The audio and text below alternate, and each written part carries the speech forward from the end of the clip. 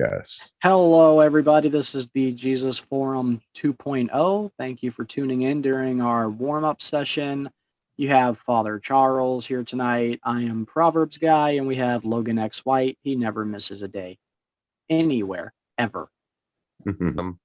Welcome, everyone. As I always say from Paul, I steal from Paul here. Grace and peace to you from God our Father and the Lord Jesus Christ. Pastor Chuck here, welcoming all of you for tonight's broadcast. We should have some interesting stuff for you tonight. We're going to focus tonight on why people are leaving the church. 10 reasons. So we're going to stick with this theme. And I don't know if we'll get to it tonight, but we still have the Pew Report, which we can give actual percentages, stats, and so forth. So with that being said, Stephen, why don't you start us off? Unless you don't have it in front of you, I can start us off.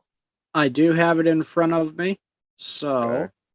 This is reasons why people are leaving the church, and it is 10 reasons. Pastor, do we want to start with 1, or do we want to count down from 10? I think we should count down from 10, don't you? Let's go from 10 then. I got no All problem right. with that. Kind of give people anticipation to build up to. Of course, it makes me fold all my paper, Stephen, because I'm old school and print stuff. But other than that, no. Okay. All right. Number 10, they have a different understanding of the faith. This is becoming more and more common as the church becomes more and more divided on critical issues. Many churches are simply not willing to tolerate different opinions on important issues. As a result, people leave the church because they feel like they are no longer belonging to that denomination. The church needs to make an effort to dialogue with those who have different understandings of the faith. Otherwise, they will simply leave and never come back.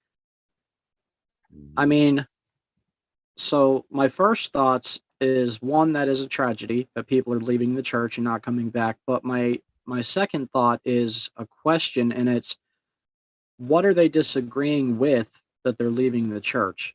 Like, is this a case with the Methodist Church where people are leaving the Methodist Church because the main Methodist Church wants to start taking on rural social issues? Or what exactly are they disagreeing with the church on? I guess that's my biggest question. Well, I can speak as an expert as far as Catholics leaving the church. Besides the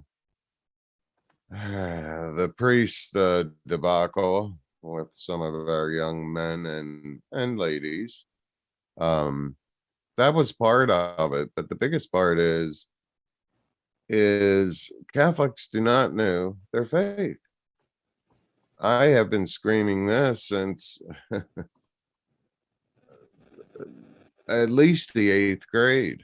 That's when I was thinking about becoming a Roman Catholic priest, and therefore I had a spiritual advisor who was in his last year of seminary. The reason I bring all this up is because we used to have chats about this. Me and him. This is when you actually sat face to face with each other and had a chat. Yeah. Real conversations. Right. You weren't in a chat room or anything. Anyway, we would talk about this, and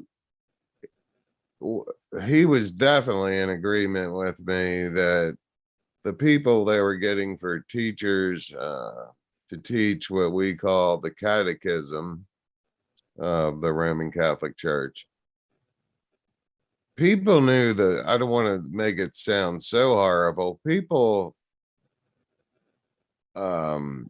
they knew the basics of their faith, but if a Protestant came up to a Catholic that's been a Catholic 40 years, they couldn't defend their faith.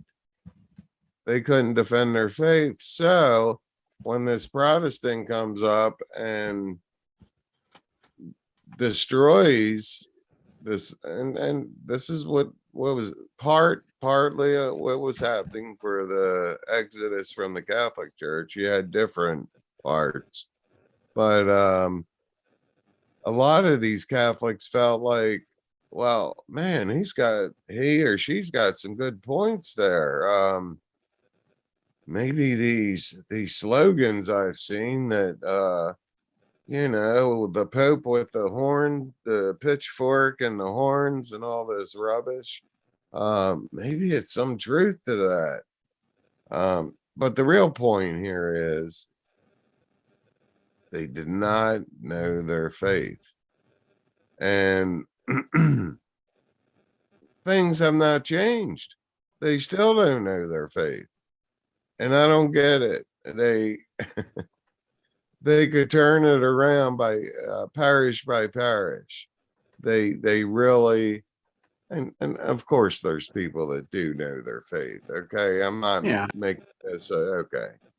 Whitewashing this. No Catholics know their faith. Of course, there are Catholics out there that know their faith. But those that compare those who don't know their faith compared to those that do, wow, the statistics are so out of whack. It's ridiculous. I'll bring one example up. It was obvious this guy, he was probably my age, maybe a little older, and boy, he had his desk there, and he was very dramatic. He tossed his Catholic Bible off to the side of the room and said, well, the closest one to me is the New King James Version, so I'll pretend he actually had an ESV, but this will have to do. And he holds it up to the camera and says, "This is the Bible I go to now." There was only one consolation for me. He didn't get into that King James only garbage. But anyway, he held up the ESV and said, this goes by I remember him making a fool of himself here saying, these go back to the authentic scriptures, the first century scriptures, which by the way, we have none of, but he was suddenly an expert. He was suddenly an expert. And I wasn't going to waste my time in his chat room. But anyway, I brought him up. I remember his name. I'm not going to bring his name up and try to embarrass him. But here's an example of a man that didn't even know his faith. And now he's diving into Protestantism to explain that faith, which I'm sure, because he even said, "Oh, I officially left the Catholic Church 6 months ago." So he had 6 months to study the Protestant and the various flavors we have of the Protestant religion. So to wrap all this up with the Catholics, the majority do not know their faith. If they did, they could put up, they'd be great they should have a course in apologetics for Catholics. But even just knowing their faith, they would be great apologists for their faith, if that makes sense. Sure. Just by knowing their faith. Forget the courses in how to be a great apologist. Anyway, that's the problem with the Catholic Church. I could probably speak on the Lutheran Church as well. All the problems in the Episcopal Church, that goes way political, if you know what I mean. And maybe I will comment on them later, but I want to give you a chance, or Logan a chance to comment. So, Logan, what do you got for us? Why people are leaving the church? Well, that's the Christianity. overall question, but Right. part 1, part 10, because we're counting down of that, was they have a different understanding of the faith. Yeah. Do you find, in your opinion, that to be accurate? The people who are leaving the church, all the different denominations, do they just have a different understanding of religion now than what their pastors are preaching? Yeah, I think probably other people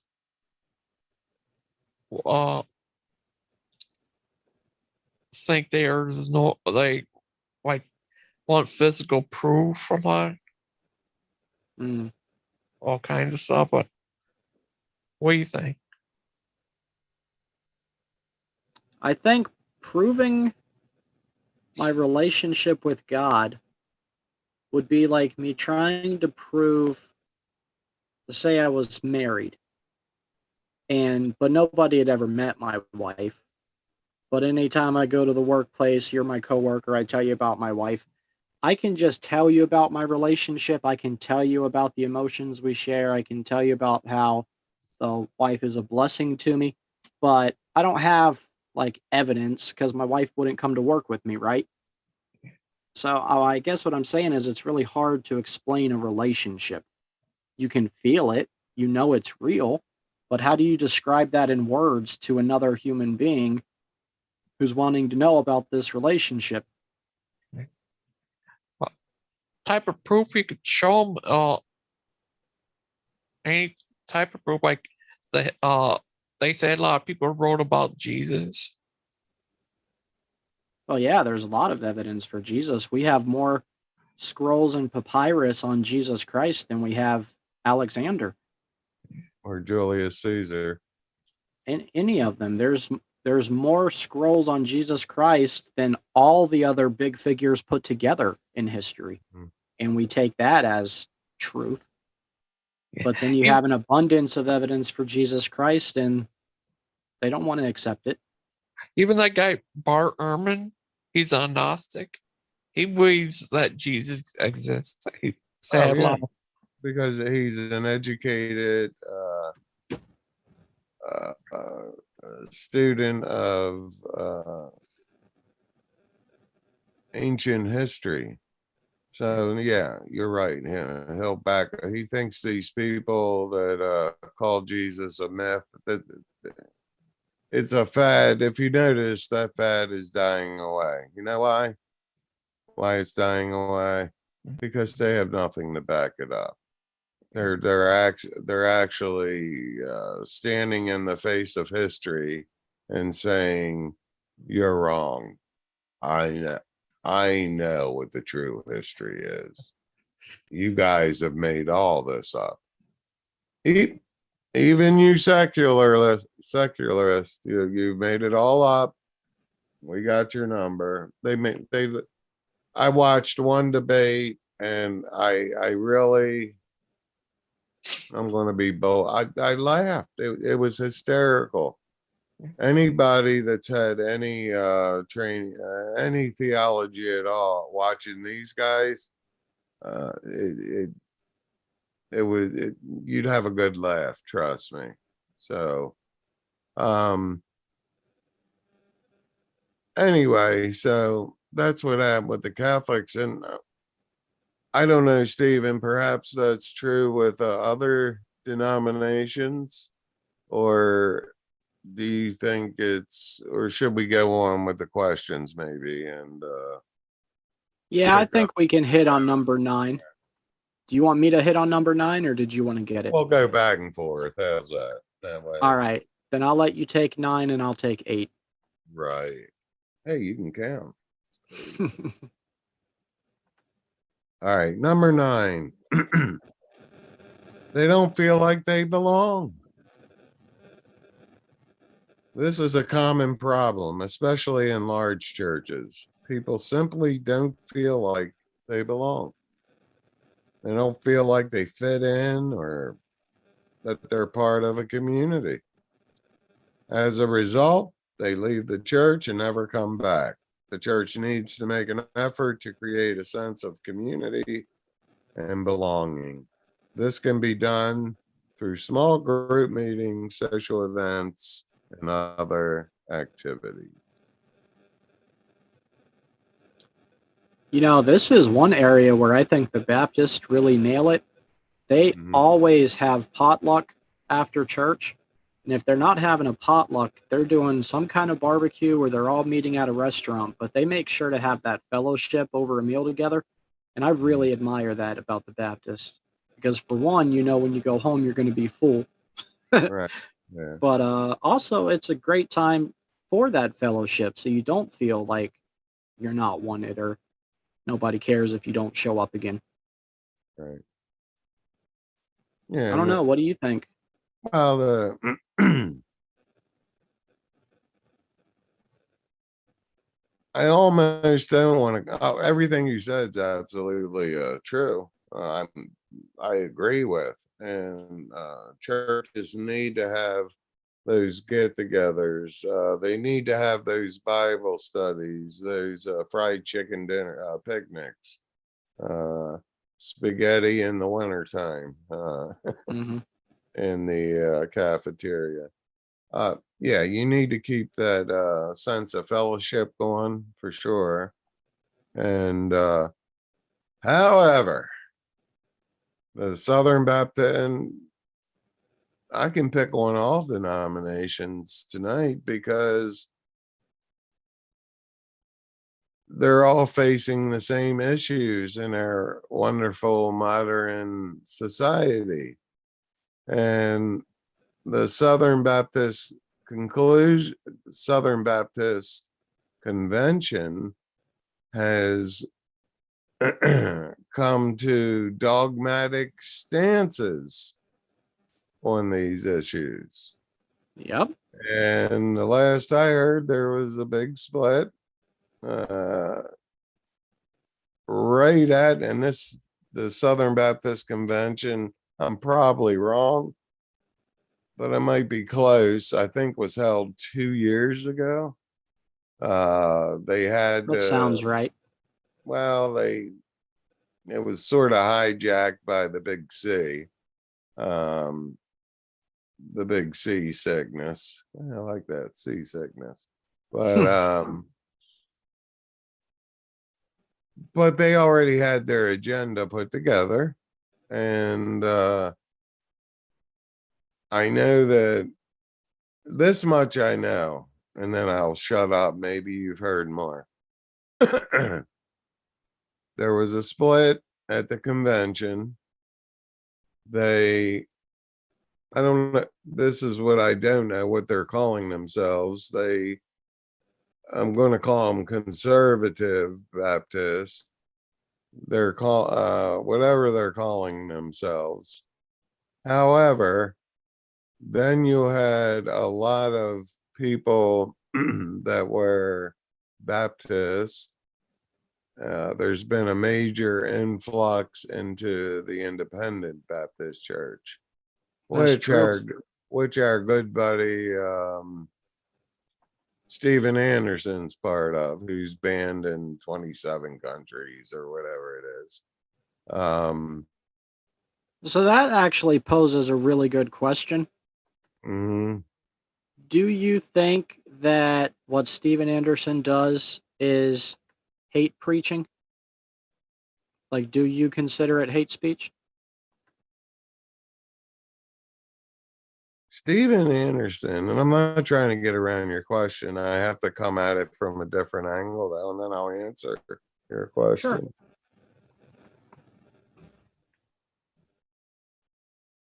And the first part of that is strictly my opinion.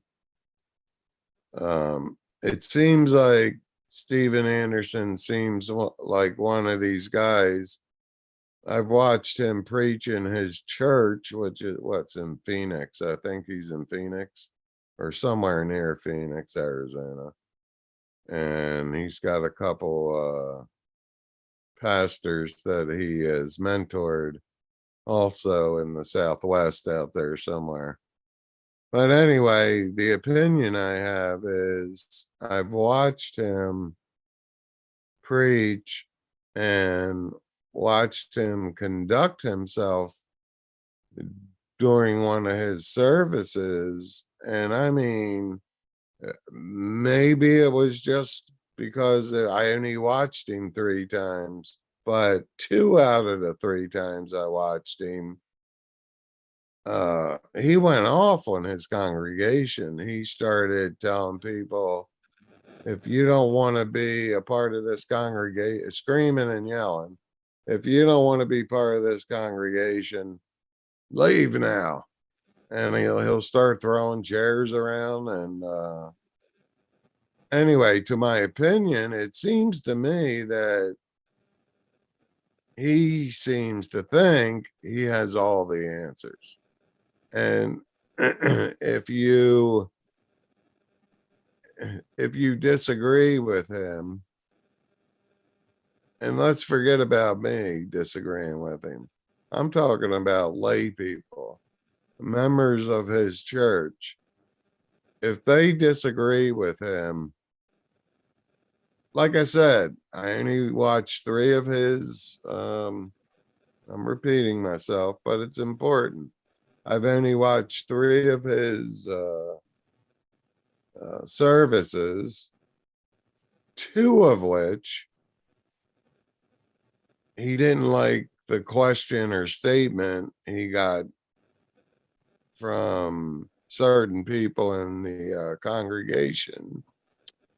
And boy, this is a bad time of the year, losing voices and everything. I know.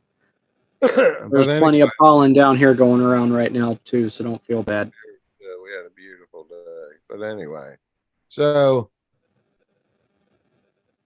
where was I? Oh, out of the 3 services I watched, 2 he went off, throwing chairs, telling people. Well, one person was his chief video guy, tech guy.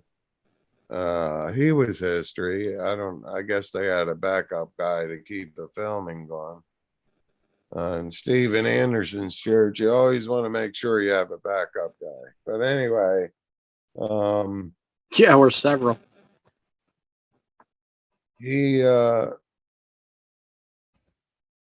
I'm very careful whose church I call a cult.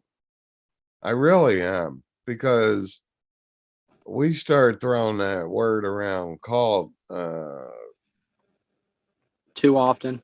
too often, and for ridiculous reasons, or without investigating what a particular church actually believes. We just they're a cult like that. Well, that's going to come back around to bite other Christian churches right in the rump roast, and it is. So we need to be very careful what churches we call cults, especially if we're coming from a Christian perspective. Am I saying ignore these these churches if they're under suspicion? Well, let's do an honest to goodness investigation. And anyway, I went sort of into a rabbit hole there. But to finish it up with Steven Anderson, people were anyway. I'm not saying they were flocking just to Steven Anderson's church, but they were flocking to Independent Baptist Church, which was a small percentage of the established Baptist church. Now I understand they have numbers that are off the charts for them. This is new to them, taking in all these people. again, it's not just Steven Anderson's church. But from what I understand, he's having to push a lot of pastors. I guess he runs a seminary too. I don't know. See, I don't know. So I'd have to investigate. So my thing about him, I'm kind of like you. I've only seen a couple shows he was on, or a couple brief parts of his sermons. And you're right. I think like 2 of the 3 I watched, he was yelling and mad and told somebody to get out over a disagreement. It might have even been the King James only thing. That's right. I forgot to mention he is King James only. Yes. Yeah. So I would say this, like, stuff he's preaching from what I've seen seems to be truth, but it's his delivery of it. It comes off hateful. Mhm. It's amazing to me that he's preaching the same scriptures Ray Comfort has preached. Mhm. But the difference being that Steven Anderson is kicked out of 27 countries. I don't think Ray Comfort's kicked out of any country, but he's spreading the same message. Why? Because he's doing it with love. Yeah. Yeah. Ray Comfort. Yeah, he definitely not kicked out any country. He's very loving and stuff. But Yep. Pastor Anderson, wow, that guy's crazy. I see him get on his, that thing you go to talk to people, the pew, I think it's called, the Yeah. The altar. altar. Yeah, he went up there and jumped on there and pointed out to people. That's how crazy he went. Yeah, Pastor, that guy's crazy. He is crazy, Logan. What he started preaching from the altar, standing on the altar. Yeah, he was that angry. And I was wondering, what if he fell from it? That would be messed up. I'll tell you one thing. Now, I don't even know the exact number of this, Stephen. Maybe you do. I think the last count he had 8 children. I don't know how many Oh, and children I'm he not has. making fun of this. I think it's, hey, you gotta remember, I was born and raised Catholic, so we have kids like there's no tomorrow. Pastor Well, has, plus you're Irish, so Right. you guys breed like cockroaches. But seriously though, I think it was 8. And Pastor Anderson? he said, yeah, he said He has unless 10. Oh, sorry. oh, is it okay? Yeah, did you look it up online or you just knew that? I knew it from some time ago. I think at least 10. They probably have more now. Sorry, I didn't mean to interrupt. Oh no, it's well, that's where our culture's changed too, but that's a discussion for another night. But when You I know, say that, I really mean it. It's we come up with more titles, more thing while we're talking about something else. We should actually write this stuff down so we don't forget, because we really do it. One leads to another is what I'm trying to say. Yeah. I know we're only on second point of the 10, but this is a good conversation because And I interrupted you and you probably forgot your train of thought. Now you're about to make a statement. I don't know what about, but well, I think I was just going to mention, I mean, some of the requirements for pastor denominations can debate on, but there are several qualifications for pastors that everybody agrees on. And one of those qualifications is not being a man given into anger, right? right. Yeah. Can't have a temper as a pastor. That's biblical. But like you and I both said, the majority of the times we have seen him, he's very angry. Yeah. It's I can't say I actually saw him assault anyone, but boy, he was winging them chairs around. And his palms were probably sweaty. So if he was holding on to that thick King James and slung it somewhere, it'd have taken somebody's head off. But anyway, that's what I know about the Baptist. And now I'll mention the Lutherans. And then no, and I'm not picking, I'm just talking about denominations I know about. Another split, of course, you had them split back when, before we had other social debates, okay? They actually, I'm going back to, well, mid to late 1970s. They were, it was real theological issues. We really didn't have those other issues. So they had some splits. However, this was like the Orthodox Church. Okay, we call ourselves St. Luke's Evangelical Lutheran Church, okay? And but we call ourselves up here in Missouri, we call ourselves the Barnabas Synod of the Missouri Church of America. Okay.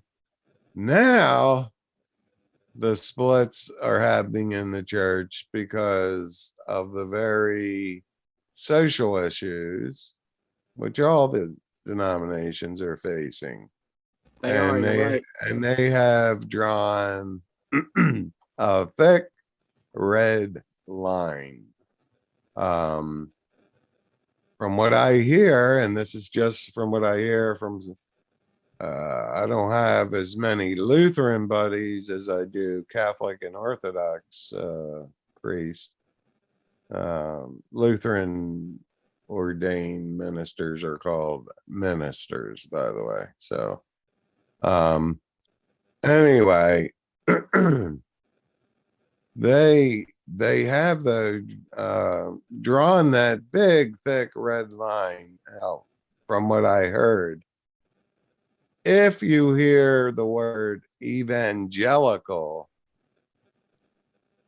in the title of a Lutheran church, its congregation, chances are it's a church you or I would attend, Stephen.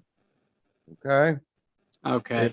If you hear any other kind of wild, and it don't have to be really wild, just I know they've done this on purpose. They're trying to put that evangelical word in, I'm going to come out and say it, into conservative Lutheran churches. So for any Lutherans out there that are listening, may know much more than I do as far as this point goes. But I was told by a Lutheran that, actually by a couple Lutherans, they try to get that evangelical wording in with the name of the church or the area that that particular Lutheran church is ministering to. So if you lean to the conservative theology of the church, you're probably safe if you're going to quote unquote an evangelical Lutheran church. And I could go into the Episcopalians, but I'm going to leave that go. Again, I can say this much: major split down the middle.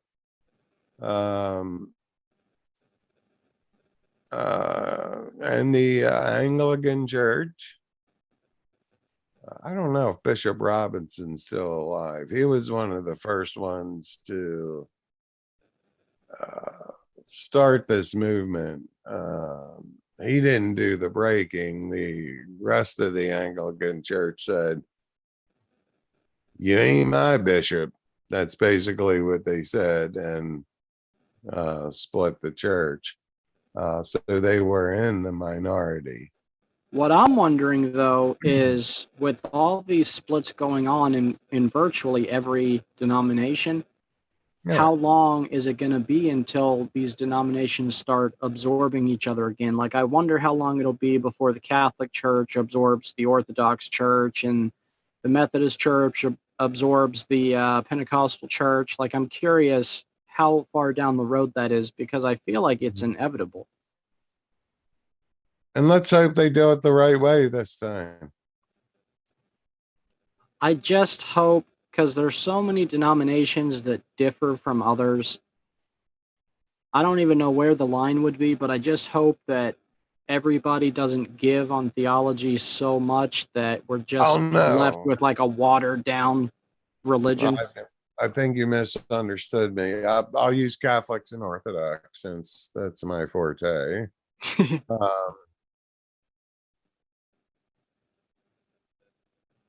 You get rid of the Pope, we're good to go. This other stuff we got to work out, nothing. And see, not married priest, we have that now. I told you. Priests that want to, men that want to be Orthodox priests, they're asked at the beginning. And they're told, don't make a decision yet. You don't have to make your decision until you become a deacon in the church. Okay. At this point, you need to make, am I going to be celibate or am I going to pursue a wife? And this differs from parish to, well, I should say district to district. When I say that, some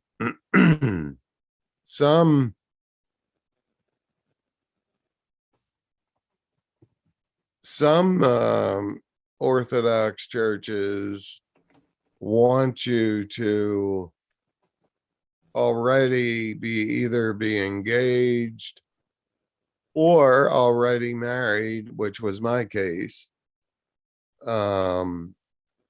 But then you have other Orthodox church, and this really isn't a big issue with us. And for them to come together on this.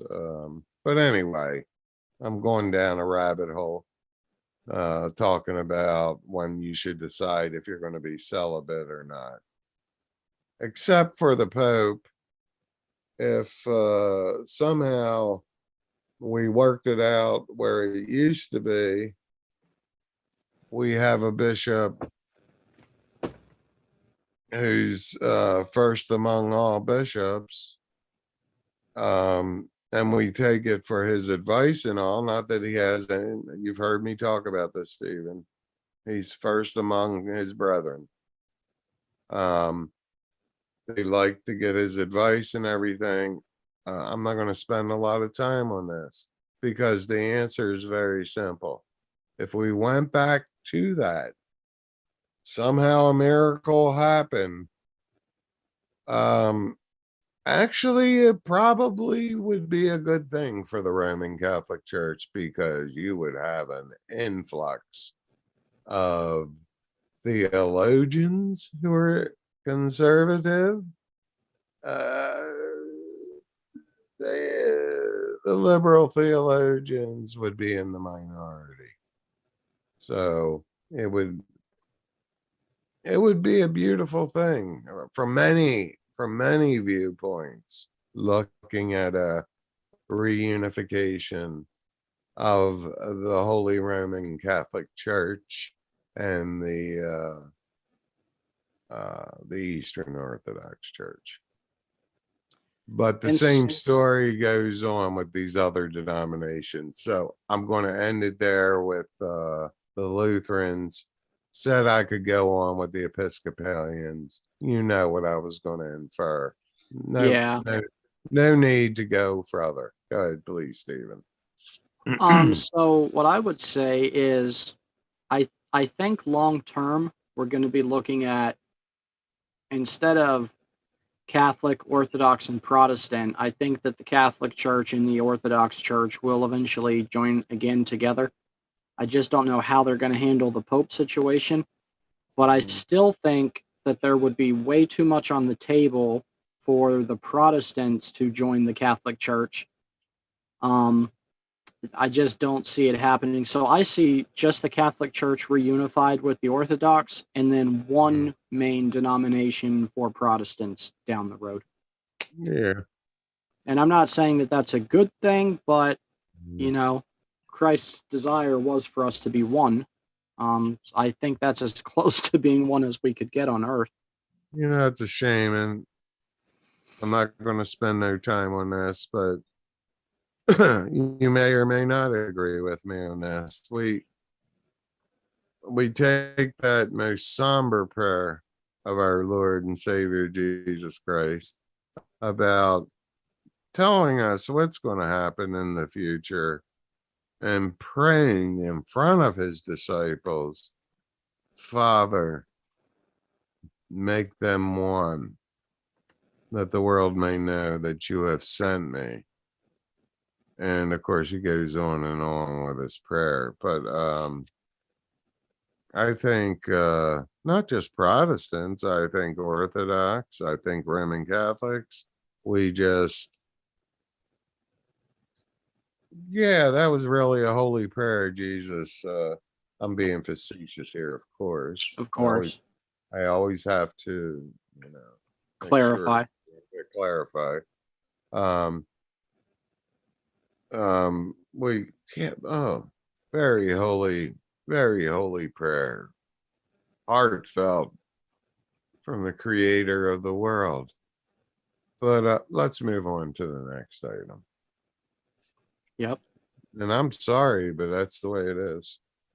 And speaking That is about a sad reality. moving to the next item, I believe you have the next question, don't you, Stephen? Or am I I counting? do. Yep. No, I'm on 8. So Okay. number 8, they don't understand the mysteries of the faith. For Yeah. many people, the mysteries of the faith are simply too much to handle. They don't understand why the 7 sacraments are important or what confession is. I'm assuming this part is leaning more towards Catholic. The spiritual journey of every person is different. Some find the church to be a source of strength and comfort, while others find it to be a source of confusion and frustration. As a result, they simply give up and leave the church. The church needs to make an effort to explain the mysteries of the faith in a way that is understandable and relevant to people's lives. Otherwise, people will be less likely to return and become active members of the church. Amen. Amen. I think I pretty well covered that. Unless you have some questions you'd like to ask me, I think I pretty well covered that. Actually, well, I started right with question 10, or Pastor Yeah, Chuck. I think you did pretty good on that. I talked about the terrible education Catholics get. Oh, by the way, I got to plug the Orthodox. I'm sorry, but no, I'm not sorry. They get excellent education on the dogmas and traditions of the Orthodox Church. In other words, if you met an Orthodox that went, I'm not too sure, he would be in the minority. You're going to get the worst thing you're going to get from an Orthodox, because he's going to know his faith, is the worst thing you're going to get is, you know what, Stephen, that's the first time I've ever gotten that question. But if you just give me 24 hours, I will have you an answer. And, you know, I can call you on the whatever. They set up a time, you know, but and they will keep that appointment and follow up with, whether it be a Roman Catholic or a Lutheran, whatever. That's the first time I really ever got that question, and I don't want to answer it ignorantly. I want to get the actual answer I should be giving you. So I had to plug the Orthodox there because it's true. It's Okay. true. They put a priority, and guess what? They don't have. I got to throw one more thing out there. They don't have where I've seen in so many Roman Catholic churches, they send these parishioners off. Yeah, I want to teach catechism, and I'm not making fun. They feel like they've been called by God to do this, and I'm going to give them an education on their Catholic faith. Yeah, they send them away for 4 months. And when I say send them away, I don't mean they spend weekends or anything. Their 4 months are actually broken down to two 2-hour sessions a week. Okay. Oh, That Steve, Logan. is this one of the thing? Do you think it might be because of the debate between evolution versus creation? What about it? Like some people might think that might be the reason why they because evolution versus creation debate might cause people to leave. Well, I can't answer the Catholic he- Church or the Orthodox Church, but I he's wondering if that's causing church splits. right. So I think that the Protestant Church has the same issue that the Orthodox and Catholics do. They just don't know their Bible. And Protestants have a really bad habit, and it's my biggest pet peeve with them. They really just blow over the entire Old Testament unless they need a story of a great miracle, or unless they want a scripture verse to tie in with a different scripture verse in the New Testament. They completely overlook the Old Testament. And creation in Genesis is the foundation of our faith. And it's where we get the first foreshadow of Christ. And they just make it so boring, and they make it seem like it's a vegetable. And all the reinforcement of our faith is in the Old Testament. The blessing of our faith, Christ, is in the New Testament, but all the foundation is in the Old Testament. So we have to do a better job as the church of making the Old Testament come alive the way we do the New Testament, and to make them take an interest in it so they do have context. Oh, that's good. Like Ken Ham does. Yeah, Kent Ham's pretty good. He's not my favorite pastor, but I've seen several of his shows. What does Ken Holwood does a good job? Well, Logan, we're actually going to move on to number 7. Oh, sorry. No, that's okay. We just don't want to get derailed because we still have quite a few of these to make it through. And again, whoever did these questions did them well, at least going backwards. Well, I call it back, whatever. We're covering these pretty quick because I think they're rated good because they're overlapping each one and good is what's Right. at. So number 7.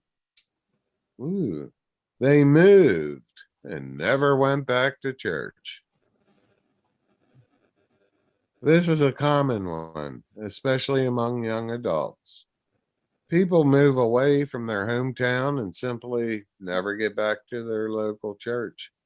Church leaders need to be aware of this and make an effort to reach out to people who have moved away. Otherwise, they will simply never come back.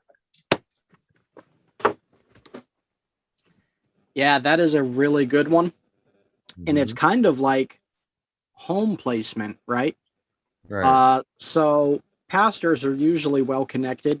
Like, I don't have to tell you how interconnected you guys are, being in pastoral positions.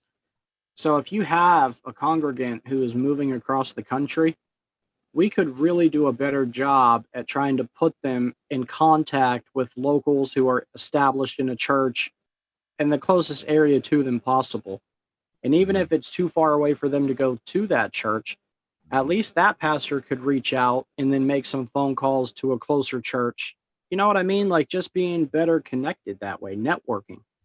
We don't network like the atheists do. Yeah, it's true. Very true. Very true. You have anything you want to add, Logan? That was an easy one, actually. Yeah, that's sound very right. That Nick guy's here. Nick guy. Yeah, Nick, you're welcome to tap on the link for this meeting that's pinned in the description, or in the chat rather, if you want to come on and talk. We are having a good discussion tonight.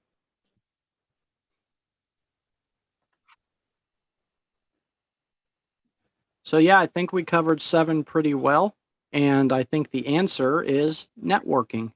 Yeah. So number 6, they left when their priest left. Now, obviously, this would transfer over to they lost when their pastor left. And I do think that is a pretty grievous thing. You get emotionally attached to your pastor, like a lot. And I guess that's common. They are like your spiritual father, when it comes to guiding you and helping you grow in your faith. And for most believers, that's the only scripture they're going to get throughout most of their life, because they're not going to go home and read it themselves. Right. So, and then you have pastors who have been at the job for 30 or 40, 50 years even in some cases, and they retire when they're 80. So you've got 3 generations attached to this pastor. Right. And usually they don't full on retire, but they start doing that traveling pastor work at first. So you'll have the congregants leaving their home church to try to follow that pastor around. It's but I don't really see a solution for it either. Do you, Pastor? No, I think it's just a part of our culture as Christians, not so much as Catholics, Orthodox, whatever. Just as Christians. I think it's pretty much across the lines of denomination, in my opinion.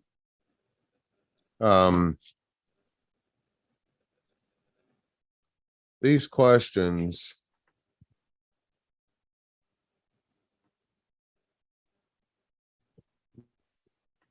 maybe I stapled them wrong. Well, you're on number 5. Yeah, I understand. Yeah, I know I'm on 5, but it's not numbered 5.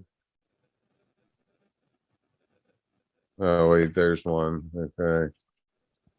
Okay. It was You a found page 5, stuck. didn't you? It was stuck. You know, whatever. All right. All is well. Alrighty. Thank you. Oh, it figures I would get this one. That's all right then. I'm just kidding. I'm just trying to No, build. I did just read it also, and it's a good one. I'm glad it was you. Number 5, the church is too political. Lately, it seems that the church is getting more and more involved in politics. Really?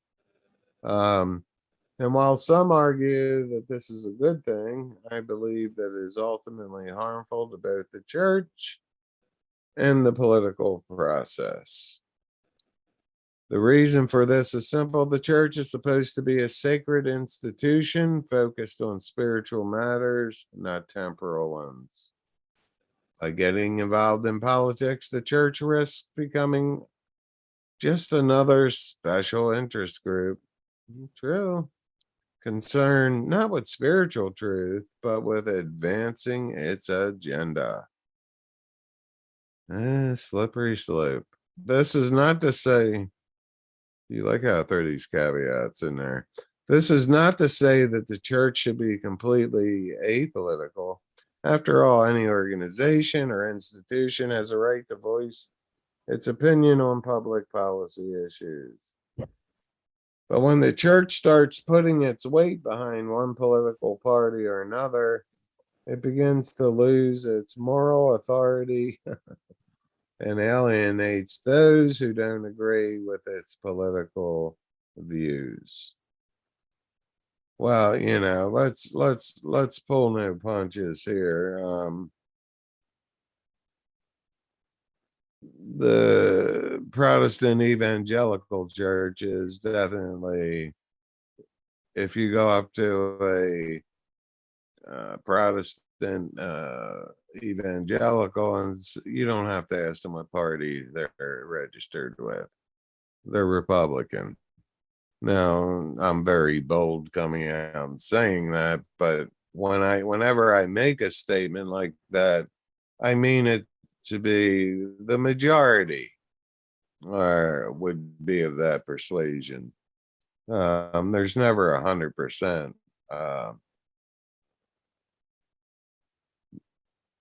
Jason would have a field day with this.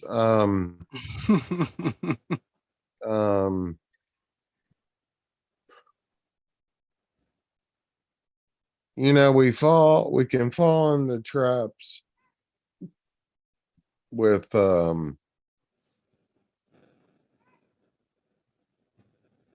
playing politics with religion. Because you can go, I mean, you know, you can have a platform of what they call the platform of life. You know, we can talk about abortion and some of the other stuff we talked about the other night. But even that is, you know, that's getting into politics. I wouldn't have a real problem with it if, if people were truly transparent about this. And let's say, I don't know, I'm going to have people over my house tonight. It's going to sound like a political meeting, but it's not a political meeting. In other words, we're going to talk about the right to life, things that make it into the political arena. But and Steven, you're going to have a chance to respond on this.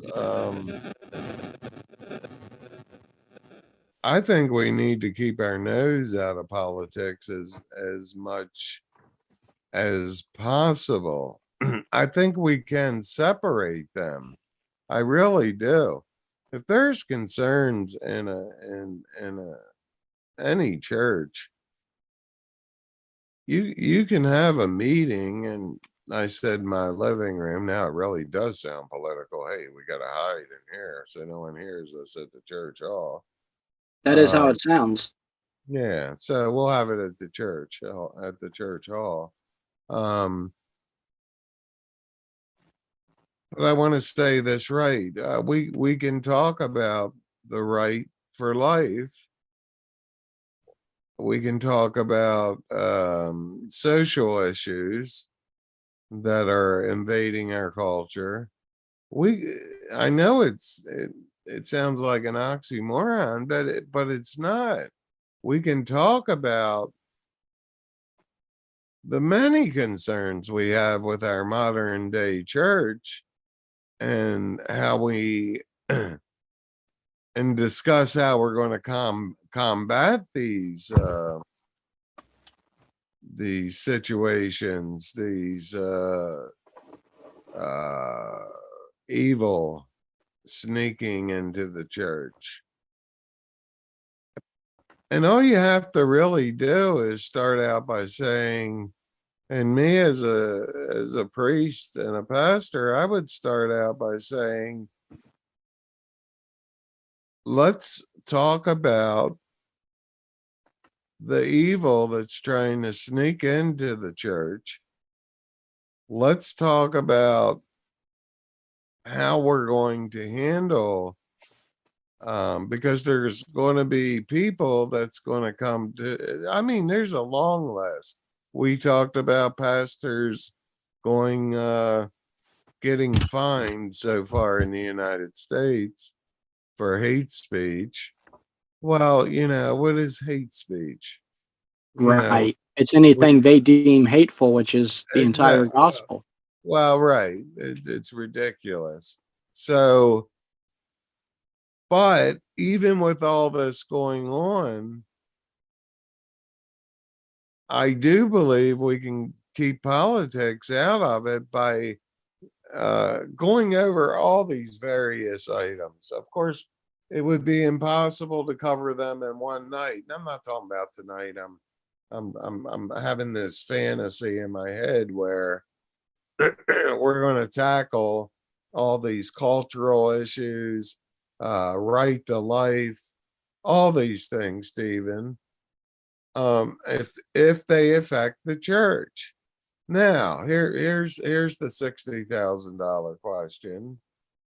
When you come to the end, let's say we just tackled four questions that really concern true believers in any given church. I don't care what church it is.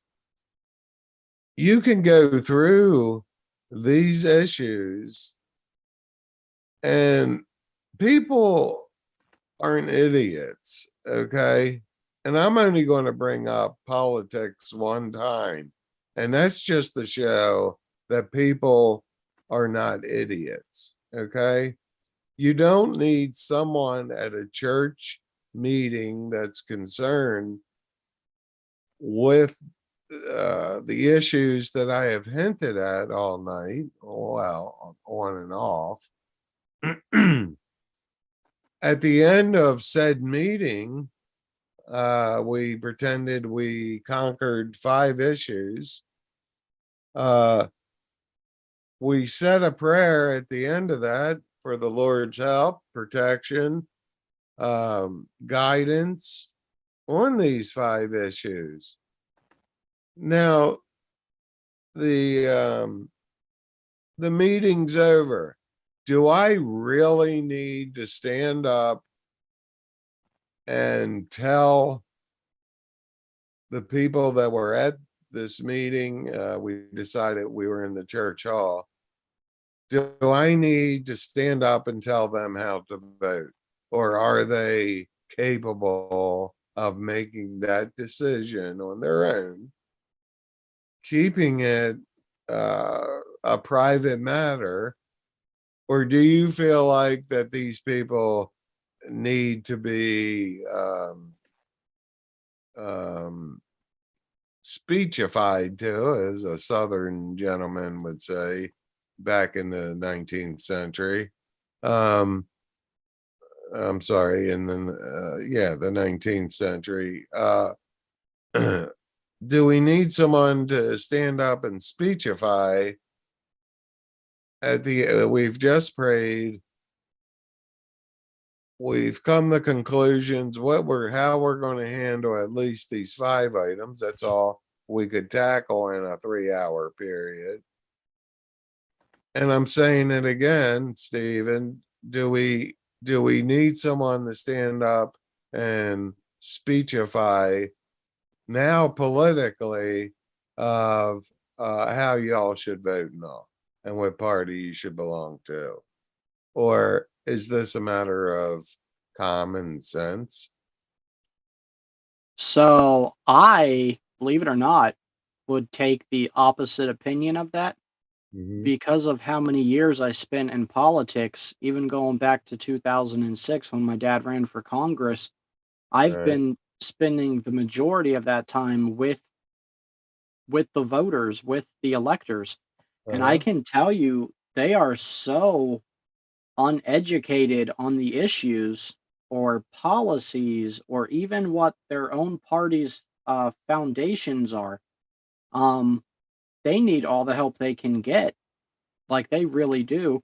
And it would make sense to me that they would go to their pastor, because a lot of them are so uninformed. They're hoping that their pastor will give them the godly candidates to vote for. They really do. Like, they're so uninformed, they need a cheat sheet even of who to vote for. Okay, so you think they I don't want to use the word idiots, then you think that they are politically, educationally politically inept Well, for the most part. they're politically ignorant. Mm, And keep in mind, ignorant is not an insult. It just means you're uneducated in that right, matter. And right, right. politically, yes, I have to say Mm, the vast majority are politically mm. ignorant.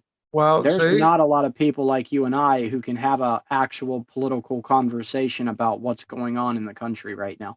right, right. I agree there, but I really thought that, well, you heard everything I said.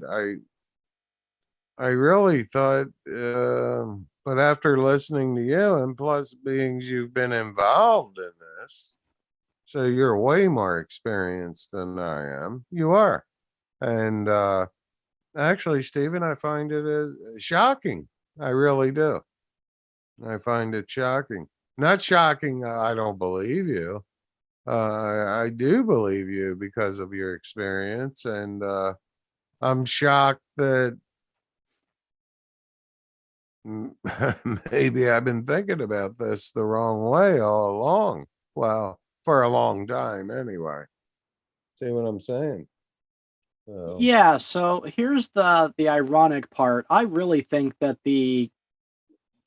keep politics and keep religion separate is a plan of the enemy, because the enemy is not going to keep the two separate. The enemy wants to bring politics into the church, and they already have. We've already seen it. It's manifesting into these denominations breaking up.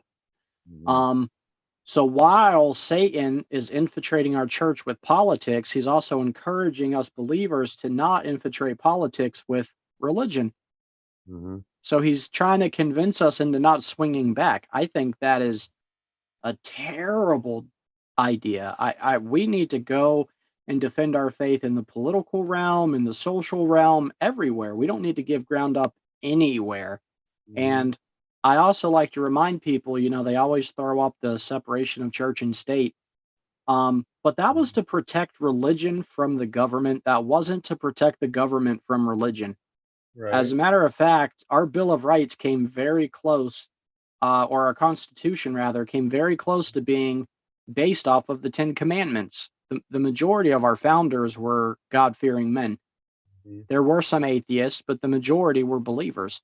So in America, in the United States of America, since day one, we were founded in religion with politics. The separation was always to protect the church, it was never to protect the government. mhm, mhm.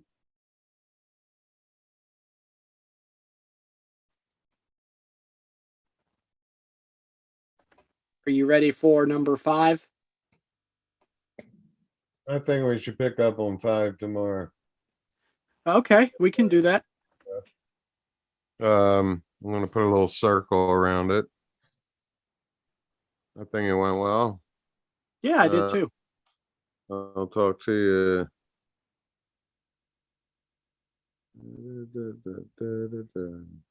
There we go. Mm, okay. All right, I'm gonna get offline right now. Do.